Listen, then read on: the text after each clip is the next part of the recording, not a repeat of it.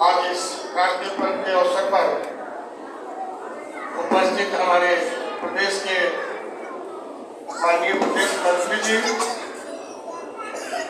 स्थानीय विद्यालय प्रबंधकारिणी समिति के माननीय अध्यक्ष जी, सचिव जी, उपाध्यक्ष जी, सदस्यगण, हमारे पूर्व छात्र और अपने कंधे पर लेकर चल रहे हैं अर्चना जी है, हमारे मुकेश जी है, ऐसे हमारे सक्रिय अर्चना जी, इस विद्यालय के आचार्य बंधु भगिनी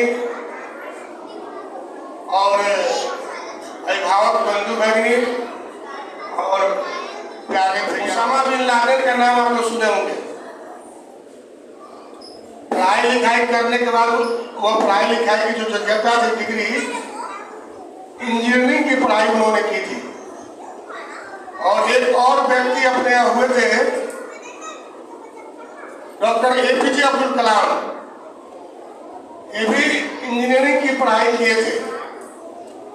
यानी ओसामा बिन लादेन भी इंजीनियरिंग की पढ़ाई किया था और डॉक्टर APJ अब्दुल कलाम भी इंजीनियरिंग की पढ़ाई किए थे। एक व्यक्ति भारत के राष्ट्रपति बनता है और पूरे विश्व में मिसाइल मैन के नाम से जाना जाता है। और दूसरा व्यक्ति जो इंजीनियरिंग की पढ़ाई किया था, वह इंजीनियरिंग की पढ़ाई करने के बाद आतंकवादी बनता है। फर्क एक ही है कि जो इंजीनियरिंग पढ़ाई ओसामा बिन लादेन किया था, उसकी शिक्षा में संस्कार नहीं था, उस शिक्षा में भारतीयता नहीं थी, राष्ट्रीयता नहीं थी, भारत केंद्रित शिक्षा उसमें नहीं थी। लेकिन डॉक्टर APJ अब्दुल कलाम भारत के अंदर है, उन्होंने शिक्षा प्राप्त की, इंजीनियरिंग की पढ़ाई किया। उस शिक्षा में संस्कार संस्कृति भी थी, इसलिए वो मिसाइल मैन के नाम से। शिक्षा की बहुत बड़ी महत्ता है। आप रामायण में देखे होंगे, माँ सीता बहुत प्रसन्न हो गई हनुमान जी पर, हनुमान जी पर प्रसन्न हो गई। नहीं हनुमान, तुम तो राम भक्त हो, बहुत भक्ति करते हो, तुम्हारे भक्ति से हमें आह्लादित है, प्रसन्न है, इसलिए ये मोती की माला तुमको हम उपहार में दे रहे हैं। माँ सीता हनुमान जी को मोती की माला दे दी। हनुमान जी माला लिए और तुरंत हाथ में तुरंत तोड़कर ऐसे माला को लगा कर देखने लगे। माँ सीता गुस्सा में आ गई, अरे भाई तुम्हारे भक्ति पर हमें प्रसन्न होकर मोती का माला दिए, बहुत कीमती माला है, और तुम हनुमान जी तुरंत माला लिया और तोड़कर जो है घिसने लगा, क्या देख रहे हो उसको? हनुमान जी कहते हैं वहां सीखे कि मैं इस मोती के माला को तोड़कर घिस कर देख रहा हूं, इस मोती की माला में राम है कि नहीं, और जिस माला में राम नहीं है वो माला किसी काम में। एक घटना घटी, पेपर में छपा था, मैं पढ़ा, तो क्या था वो था कि एक परिवार में माता पिता के इकलौते एक पुत्र था। पिताजी अपने पुत्र के पढ़ाई के लिए अपने जमीन, गांव के जमीन जायदाद, सोना चांदी जवाहरात बेचकर बेटा को पढ़ाए और डॉक्टरी की पढ़ाई करने के लिए अमेरिका भेज दिए।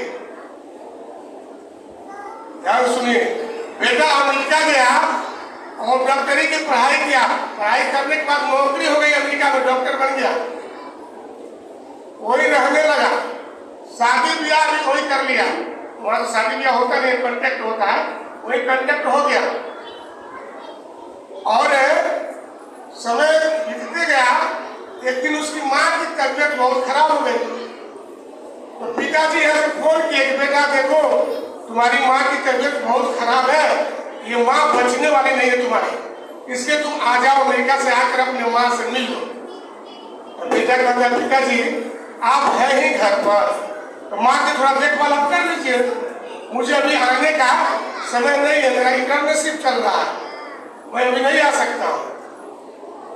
पिताजी क्या करे, बेटा वहां है, पिताजी इलाज कराए, लेकिन वो पुत्र के माँ और उनकी पत्नी बची नहीं, इस दुनिया को छोड़कर चली गई।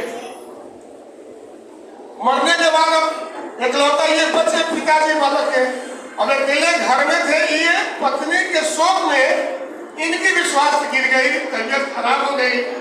घर में कोई दवा पानी देने वाला नहीं, भोजन कराने वाला नहीं। देख रेख के अभाव में, सेवा सत्कार के अभाव में 8-10 दिन के अंदर ये भी इस दुनिया को छोड़कर चले गए। ये भी चले गए, लेकिन कि पड़ोसी को किसी को पता नहीं कि अंदर ये जो चाचा जी अंकल जी है वो भी चले गए, मरे पड़े हुए हैं। 8 दिनों तक दरवाजा खुला था। तो पड़ोसी देखा भाई रोज यहाँ बैठते थे दादाजी, ये दिखाई नहीं पड़ रहा, लगता कि कहीं गए हैं कि कोई है कि नहीं है। अंदर जाकर देखा तो मरे पड़े हुए घर, किसी को पता नहीं है। और वो कहीं से नंबर लिए, नंबर लेकर बेटा को जब फोन किया कि अरे भाई आप आ जाइए, आपके पिता इस दुनिया में नहीं रहे, तो बेटा कहता अंकल वो दाह संस्कार में कितना खर्च लगेगा तो बता दीजिए, मैं ये भेज देता हूँ, मुझे आने की फुर्सत नहीं है। अब आप सोचिए, आप सोच सकते हैं कि कैसे शिक्षा वो प्राप्त किया है। वो बालक, जिस बालक को पढ़ाने के लिए अमेरिका भेजकर पढ़ाई कराया गया, वो डॉक्टर बना और वो बेटा माँ मर जाती है, पिताजी मर जाते हैं और वो कहता मुझे आने का समय नहीं है, फुर्सत नहीं है। ये कैसा संस्कार है, ये कैसी शिक्षा है वह। इसलिए माता बहनें आई हैं, हम बालक को पढ़ाते नहीं है, बालक का हम निर्माण करते हैं। एक बालक का शिक्षा के साथ, शिक्षा के माध्यम से मैं बालक का निर्माण करते हैं। विद्या भारती यही काम करती है, शिक्षा के साथ भारतीयता आधारित, भारतीय जीवन आदर्श पर आधारित, अपने माटी पानी पर आधारित, अपने विरासत पर आधारित, अपने इस देश के राष्ट्रीयता और देशभक्ति पर आधारित शिक्षा के साथ भैया बहन जो हमारे पढ़ते हैं, जो बालक भाई बहन पढ़ते हैं, इनको शिक्षा भी देते हैं, शिक्षा के साथ संस्कार भी देते हैं। आज इतनी माताएं बैठी है, हमारे विद्यालय की भी दीदी जी है, इसमें अगर हम पूछे कि 10 पीढ़ी के नाम कौन कितने लोग जानते हैं, कोई बताएंगे क्या? 10 पीढ़ी के नाम कोई जानते तो हम कहेंगे हम अपने घर के 10 पीढ़ी का नाम जानते हैं। कोई है जो बता सकते हैं माइक पर आकर कि हम अपने घर 10 पीढ़ी के नाम जानते हैं? नहीं है। आप घर जाइएगा, आप सब लोग अपने घर पे बच्चे होंगे, बेटा बेटी भतीजा, हर अगल बगल बच्चे होंगे, पूछिएगा जाकर कि तू अपने परदादा का नाम जानता है? वो बालक नहीं बताएगा, वो बालक नहीं बताएगा। दादा मुश्किल से दादा तक जानता है, वो परदादा परदादा को नहीं जानता है बालक। आप जाइएगा तो ये पूछिएगा कि गेहूं देखा है, गेहूं का पौधा? तो बालक नहीं देखा है गेहूं। आटा देखा है? आटा कहाँ मिलता है? तो दुकान में। लेकिन गेहूं से आटा बनता है, वो गेहूं खेत में होता है, उसका पौधा है, वो बालक नहीं जानता है। आप जाकर घर में पूछिएगा या बगल में पूछ लीजिए, वो नहीं जानता। पूछिएगा कि चावल देखा है? तो कहेगा हाँ देखे हैं। कहाँ होता है? तो दुकान में। लेकिन वो चावल धान से चावल हुआ है, वो धान का पौधा होता है, वो खेत में होता है, वो नहीं जानता। हम सभी लोग बैठे हैं, जाता ढेकी टेंगी मलुआ चीना जई जौ जवाई नहीं जानते हैं। आप लोग भी नहीं जानते हैं, हम जो नाम ले रहे हैं। ये पीढ़ी कहाँ जा रही है जो अपने वंश को नहीं जानती है, अपनी पीढ़ी को नहीं जानती है, अपने दादा परदादा को नहीं जानती है? ये हमारे 12 ज्योतिर्लिंग है, नहीं जानते हैं। श्रीमद् भागवत गीता नहीं पढ़ते हैं, रामायण नहीं पढ़ते हैं, गाय पर घर पर गाय नहीं है, तुलसी का पौधा नहीं है, पीपल का पौधा नहीं है। ये समाज कहाँ जा रहा है? कैसा समाज चाहिए, कैसा देश चाहिए, कैसा बालक चाहिए? रावण राम से कमजोर नहीं था, राम से ज्यादा विद्वान था रावण। उसका ये इतिहास पढ़ने का ध्यान में आएगा, लेकिन संस्कार नहीं था उसके अंदर, अहंकार था। संस्कार के जब अहंकार, शिक्षा तो प्राप्त किया था लेकिन संस्कार नहीं था, संस्कृति नहीं थी, मर्यादाएं नहीं थी उसके अंदर। इसलिए राम का उन्होंने हाथ का मुंह देखना पड़ा, सपना करना पड़ा। इसलिए साथ संस्कार, वैसी शिक्षा जिसमें संस्कार हो, राष्ट्रीयता हो, देश की बात हो, देशभक्ति की बात हो, ये होना चाहिए।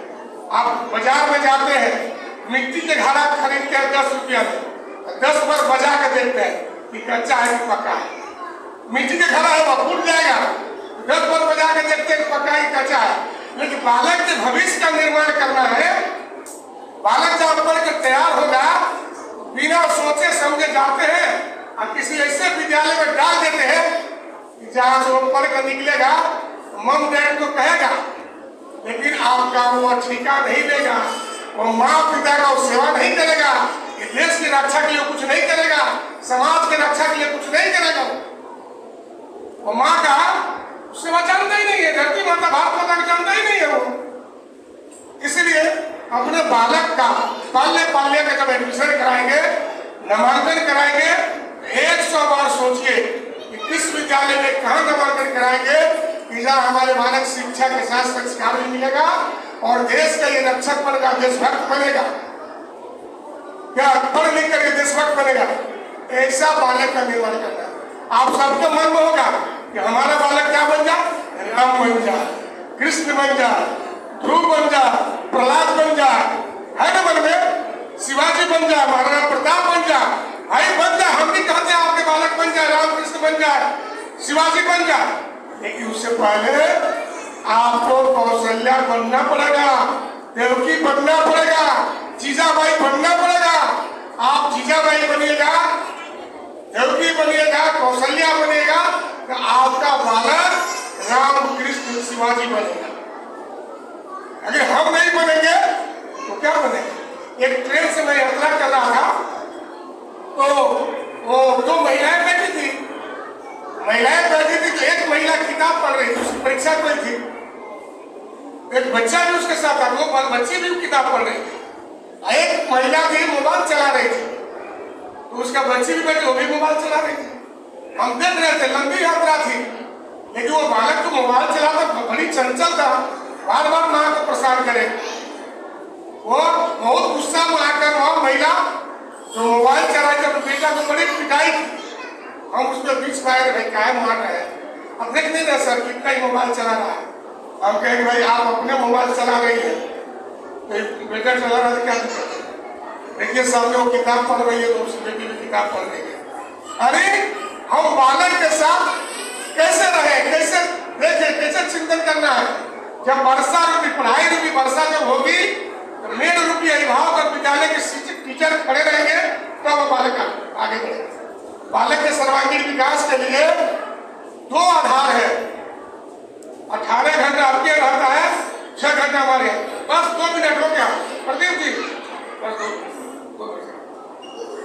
तो उसी खेत में वर्षा टिकती है जिस खेत का मेड़ मजबूत रहता है। तो आप मजबूत रहेंगे, आप देख रेख करेंगे, हमारे आचार्य जी दीदी जी मजबूत रहेंगे, तो जो भी पठन पाठन होगा तो बालक ठीक बनेगा, आगे बढ़ेगा। इस स्वतंत्रता दिवस के अवसर पर मैं हमको लगा कि राष्ट्रवादी राष्ट्रभक्ति से आप लोग ओतप्रोत होकर डूबे थे कार्यक्रम में, थोड़ा तो वहां से निकाल कर, राष्ट्रभक्ति से निकाल कर थोड़ा समाज भक्ति की ओर हम आपको और दायित्व कर्तव्य की ओर मैंने इंगित किया है, संकेत किया है। तो सभी माता बहनों से आग्रह होगा कि आप आने वाले समय में अपने बालक के निर्माण के लिए आप सभी यहाँ भेजे विद्या भारती विद्यालय में, और आगे आप बालक भेजेंगे, मैं बालक का निर्माण करके आपको सौंपूंगा। ये शुभकामना और बधाई देते हुए मैं बात पूरी करता हूँ। समय कम है, बहुत समय हो गया, भाई घबरा है, नहीं तो और चलता है कि कंगारू चलता। तो इतना कहकर मैं आग्रह करूंगा कि आगे इस देश और समाज के लिए विद्यालय का सहयोग करना है, और सहयोग कर जुड़कर ये समाज है आपका, ये संगठन आपका है, विद्यालय आपका है, आप इससे जुड़कर सहयोग करें। हम साथ साथ चलेंगे आगे, तो बालक का विकास होगा, तो इस समाज का निर्माण होगा। आप सभी यहाँ से जाएंगे, तो जाने के बाद थोड़ा विचार करेंगे, विचार करके फिर एक परिणाम में हम लोग इसको परिणत करेंगे। इतना निवेदन करके मैं बात समाप्त करता हूँ। भारत माता की जय।